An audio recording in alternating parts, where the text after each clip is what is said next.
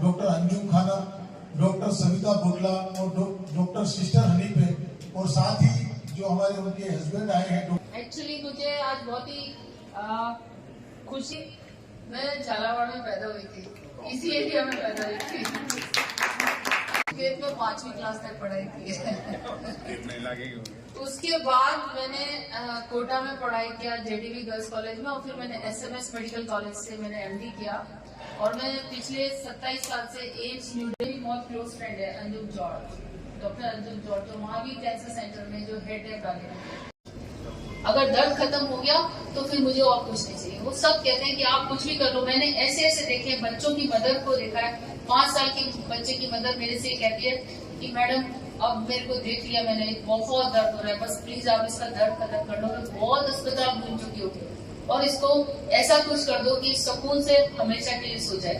ये माँ कहती है अपने बच्चे की। तो ऐसा कौन सा डॉक्टर है और कैसी चीज लाए हम इस अस्पतालों में, इस पेरिफेरी में, मून हॉस्पिटल में, भवानी मंदिर में, झालावाड़ में, ऐसी कौन सी चीज नहीं होता। तो मेटास्टेसिस हो गया तो उसका होलिस्टिक केयर, मतलब उसका पेन भी दूर करना है, उसको ऑन्कोलॉजिस्ट को भी ट्रीट करना है, उसकी जो साइकोलॉजी है वो सोच रही कि मेरे बच्चों का क्या होगा, मेरे हस्बैंड का क्या होगा, मेरे घर वालों का क्या होगा। तो होलिस्टिक केयर कैसे प्रोवाइड कर सकते हैं। तो पेन मैनेजमेंट के लिए हम अलग शिक्षा देते हैं कि मेडिसिन क्या, अभी तक हमने पेन मैनेजमेंट पैरासिटामोल, डिक्लोफिनेक और इसी पे, पर कैसे ट्रेमाडोल को यूज करना है, कैसे मॉर्फिन को सेफली यूज करना है पेन मैनेजमेंट में, जिससे कि जो एक गोल्ड स्टैंडर्ड है पेन कैंसर पेन मैनेजमेंट में, वो हम इसमें सिखाते हैं। इसके अलावा फैल्चरिन कैसे यूज करना है, मेथाडोन जो अवेलेबल है कंट्री में, अपने कंट्री में मॉर्फिन, फैल्चरिन, मेथाडोन अवेलेबल है, ये हम सिखाते हैं इसके अंदर।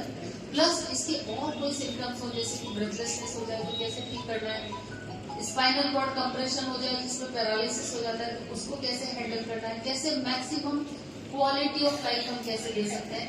प्लस उसको मल्टी डिसिप्लिनरी टीम मतलब ऑन्कोलॉजिस्ट के साथ कैसे कनेक्ट करना है, कहाँ पे ऑन्कोलॉजिस्ट की जरूरत है। अदरवाइज क्या हो रहा है ना, ऑन्कोलॉजी में हम पेशेंट को लास्ट मोमेंट तक कीमोथेरेपी देते रहते हैं, लेकिन हमको कब ना करना है।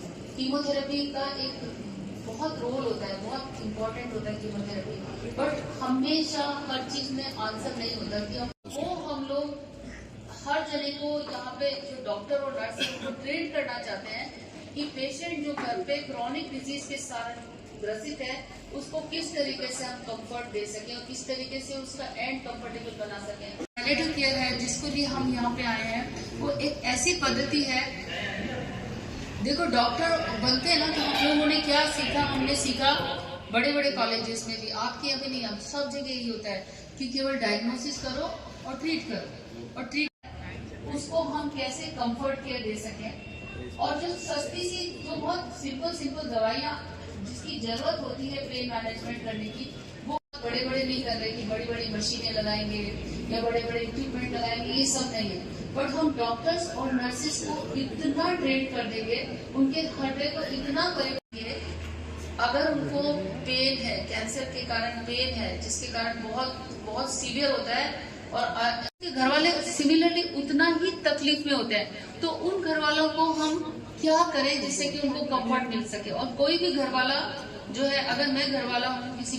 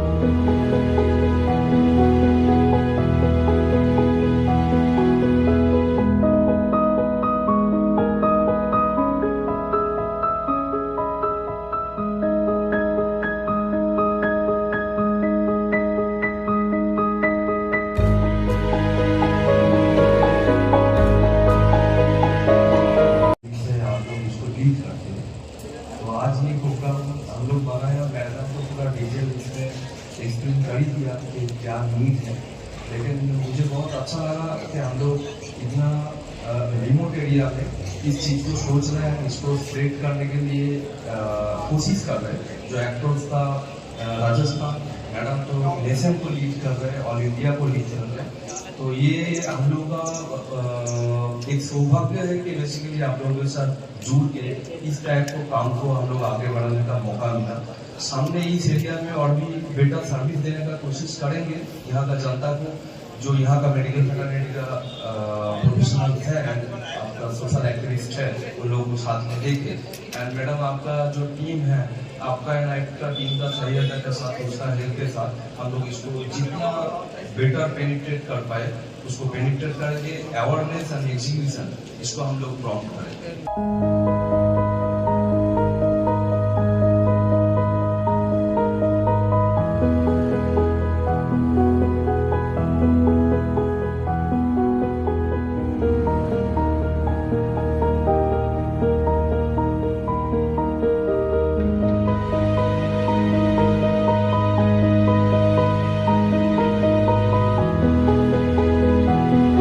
मैं लोकेश मुकवाना।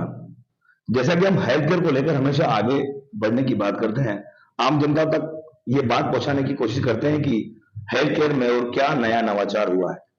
ऐसे में भवानी मंडी में नून हॉस्पिटल में दिल्ली एम्स से हमारी चीफ जो है सुषमा भटनागर जी आज हमारे साथ हैं, जो कि किस तरह की जो ट्रेनिंग है 3 दिन की यहाँ दी गई है और इस बीमारी को, कैंसर की बीमारी को किस तरह से लड़ा जाए और इसके साथ साथ हम क्या इक्विपमेंट लाएं, इस तरह को लेकर हम बात करते हैं। आपको एक परिचय और दे दूं मैं इनका परिचय। भली भांति ये पूरे झालावाड़ जिले को भली भांति जानती हैं। ये सुकेत के रहने वाले हैं, लेकिन कई वर्षों से ये दिल्ली हेल्थ केयर में अपना नाम रोशन कर रहे हैं। नमस्ते खबर 24। नमस्कार, नमस्ते। किस तरह की शुरुआत की गई, आज भवानी मंडी पधारे हम नून हॉस्पिटल में? भवानी मंडी आके मुझे बहुत खुशी हुई कि नून हॉस्पिटल ने इनिशिएट किया और हमने इनको जब कांटेक्ट किया और इन्होंने हमको जब कांटेक्ट किया तो इन्होंने बहुत ज़्यादा इच्छा जाहिर की कि हमको यहाँ पे dedicated palliative care program start करना चाहिए जी। और जिसकी इस देश को, पूरे देश को सख्त जरूरत है। अभी जो मैं प्रेसिडेंट हूँ Indian association of palliative care की, और हम लोग जो कोशिश कर रहे हैं हमारा, और वर्ल्ड हेल्थ ऑर्गेनाइजेशन का भी यही मैंडेट है कि हमको जो है पेरिफेरी में जहाँ पे पेशेंट है वहां पे हमको अपनी पैलिएटिव केयर सर्विसेज पहुंचानी चाहिए। अब मैं आपको समझाती हूँ कि पैलिएटिव केयर सर्विसेज पेशेंट जहाँ है वहाँ क्यों जरूरी है।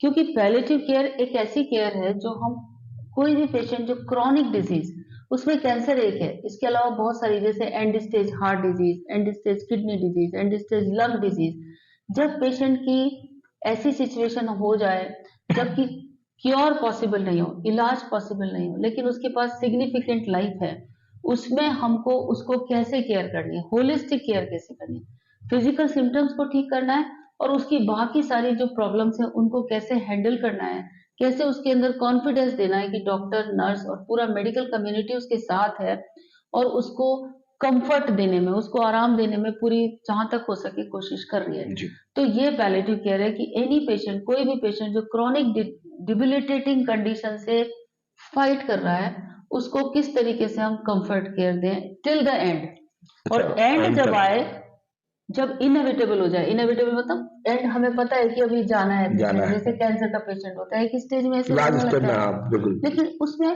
जरूरी नहीं है कि वो पेन में जाए। पर हमने अभी आज, जैसे मैंने अभी पेन की क्लास ली थी, उसमें बताया सबने कि कैंसर का पेन बहुत खतरनाक होता है, हमने देखा है, बिल्कुल ठीक नहीं होता। ऐसा नहीं है, बिल्कुल भी ऐसा नहीं है। कैंसर का पेन ठीक किया जा सकता है। और मैं आज बहुत खुश हूँ कि मैं अपने, जहाँ मैंने बचपन में बिताया था, उस एरिया को मेरा ड्रीम था कि मैं वहां जाऊंगी और अब मैं यहाँ पे से हटूंगी नहीं जब तक कि यहाँ के पूरे नियर बाई एरिया के हर पेशेंट को जिसको पैलिएटिव केयर की नीड है वहां तक हम नहीं पहुंच जाए। बिकॉज ये बहुत बड़ी बिगनिंग है, मेरे लिए बहुत बड़ी बिगनिंग है, मेरे इमोशंस के साथ जुड़ी हुई है कि एवरी पेशेंट जो यहाँ पे पैलिएटिव केयर नीड से जो पेन में जा रहा है वो पेन में नहीं जाए, हम कैसे हैंडल करें। तो हम नून हॉस्पिटल से स्टार्ट करेंगे। नून हॉस्पिटल में मैंने देखा कि बहुत लोगों में कमिटमेंट है, डॉक्टर्स को ट्रेन करेंगे, नर्सेस को ट्रेन करेंगे, और हम उन डॉक्टर्स और नर्सेस के साथ हम केवल छोटे छोटे अपने गोल्स बनाएंगे। जैसे एक गोल हमारा रहेगा कि यहाँ पे डेडिकेटेड कैंसर पेन मैनेजमेंट की सुविधाएं चालू हो जाए। पहला सो आसपास के सारे लोगों को पता चल जाएगा कि अगर किसी को कैंसर पेन से पीड़ित है तो यहाँ पे चले जाओ। दूसरा हमारा एम रहेगा कि जितने भी वार्ड में पेशेंट हैं और जिनको पैलेटिव केयर नीड्स है वो हम लोग देने लगे। बिकॉज कितनी बार ऐसा होता है कि पेशेंट वार्ड में पड़ा होता है, डॉक्टर आके अपना इलाज कर रहा होता है, लेकिन उसके अंदर बहुत सारी चीजें होती है जो उसको हैंडल नहीं कर पाते हैं, उसको एड्रेस ही नहीं करते हैं। राइट। तो वो हमारी अप्रोच बन जाए। ठीक है। तीसरा हमारा एम रहेगा कि सबसे सस्ती दवाई जो होती है वो कैंसर पेन को मेन जो दवाई है, जैसे ओरल टैबलेट, मॉर्फिन की टैबलेट है, जिसको स्पेशली इस एरिया में हमेशा ऐसे देखा जाता है कि ये तो मिसयूज होगी, ओवर यूज होगी या एडिक्शन कर देगी। ऐसा नहीं है। मेडिकल यूज ऑफ ओपियोइड, जिसको बोलते हैं मॉर्फिन टैबलेट, वो अगर हम कैंसर पेशेंट्स को प्रॉपरली दें, जिसका मैंने अभी 2 घंटे क्लास लिया है और नर्सेस एंड डॉक्टर्स को समझाने की कोशिश की है कि सेफली किस तरीके से हम मॉर्फिन को यूज करें जिससे कि पेशेंट को हम फायदा दे सकें और इसका ओवर यूज और अब्यूज नहीं हो, उसको भी मैंने समझाने की कोशिश करी। मेरा एक सवाल है कि बीएससी नर्सिंग और नर्सिंग करते हैं बच्चे, तो ये उनके लिए नया एक नवाचार यहाँ देखने को नजर आया है, तो उनकी तो बहुत बड़ा रोल है। अगर हमारे पास, हमने अभी यही बात करी है मैनेजमेंट से कि अगर हमें 3 या 4 अच्छी नर्सेस दे देंगे तो हम उनको इतना ट्रेन कर देंगे कि वो इस प्रोग्राम को और आगे फैला देंगे। राइट। सो 3 या 4 नर्सेस का बहुत बड़ा रोल है। डॉक्टर ने मेडिकेशन प्रिस्क्राइब कर दिया, नर्सेस उसको ऑब्जर्व करेगी, नर्सेस उसको देखेगी, साइड इफेक्ट तो नहीं हो रहा, कितना आराम मिल रहा है, एक्स्ट्रा डोज तो नहीं ले रहा पेशेंट, कम डोज तो नहीं ले रहा पेशेंट। तो नर्सेस का तो बहुत बड़ा रोल है।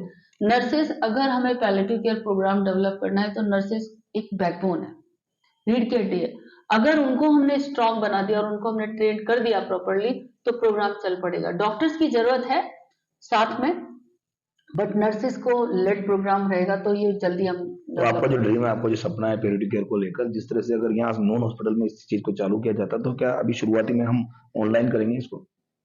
नहीं, हम तो इसको फिजिकली करना चाहते हैं। हाँ बिल्कुल, फिजिकली सारे, तभी तो फिजिकली ट्रेनिंग देने आए कि ट्रेनिंग देंगे।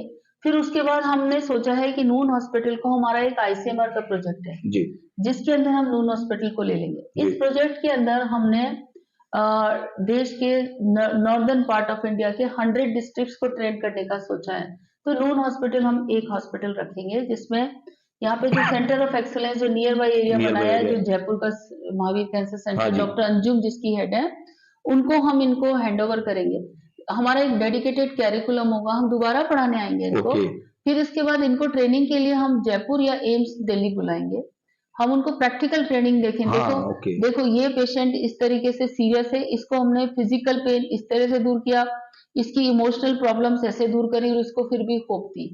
तो हम प्रैक्टिकल ट्रेनिंग देंगे उनको और फिर उसके बाद हम ऑडिट भी करेंगे कि सही तरीके से चल रहा है कि नहीं कर रहा।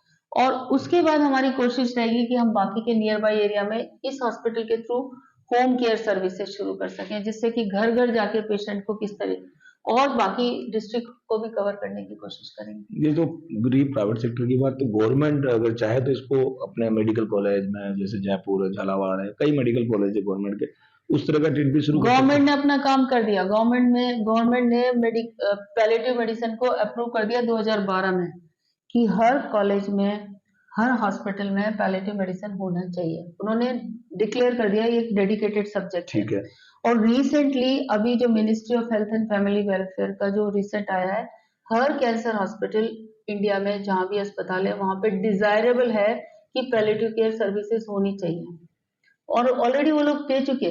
अब हमको करना है कि अब कैसे स्टार्ट करें। सो वो, और गवर्नमेंट इसको बहुत अच्छी तरीके से स्ट्रांगली सपोर्ट कर रही है, बिकॉज ये बहुत लो कॉस्ट, इसमें ज्यादा कॉस्ट की जरूरत नहीं है, बहुत बड़े बड़े इक्विपमेंट की जरूरत नहीं है, बहुत लो कॉस्ट एक ऐसी स्ट्रेटेजी है जिससे हम मैक्सिमम कंफर्ट दे सकते हैं पेशेंट को, जो एटलीस्ट उनको, जिनका एंड इनएविटेबल है। इमेजिन करो कि घर वाले कितने दुखी होते हैं जब उनका कोई, जिसको वो बहुत प्यार करते हैं, वो अगर पेन में जा रहा हो, बहुत दुखी होते हैं।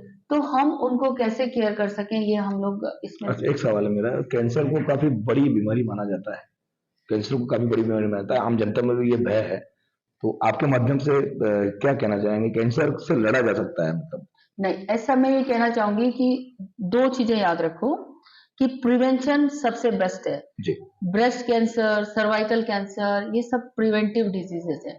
अर्ली, जैसे ब्रेस्ट कैंसर है उसका अर्ली डिटेक्शन किया जा सकता है, अर्ली डिटेक्शन किया तो 100% क्योरेबल है। Okay. Cervical cancer early detect हो गया तो क्योरेबल है। सर्वाइकल कैंसर तो प्रिवेंटेबल भी है, उसको हम प्रिवेंट भी कर सकते हैं अगर हम कुछ चीजों को, तो हम कोशिश करेंगे कि प्रिवेंशन यहाँ बहुत अच्छा डेवलप हो। और उसके बाद डायग्नोसिस और क्योर के लिए तो बहुत सारे हॉस्पिटल खुल गए हैं, तो कई सारे कैंसर्स हैं जो क्योरेबल हैं, तो अगर हम प्रॉपर ट्रीटमेंट कराएंगे तो वो क्योरेबल है।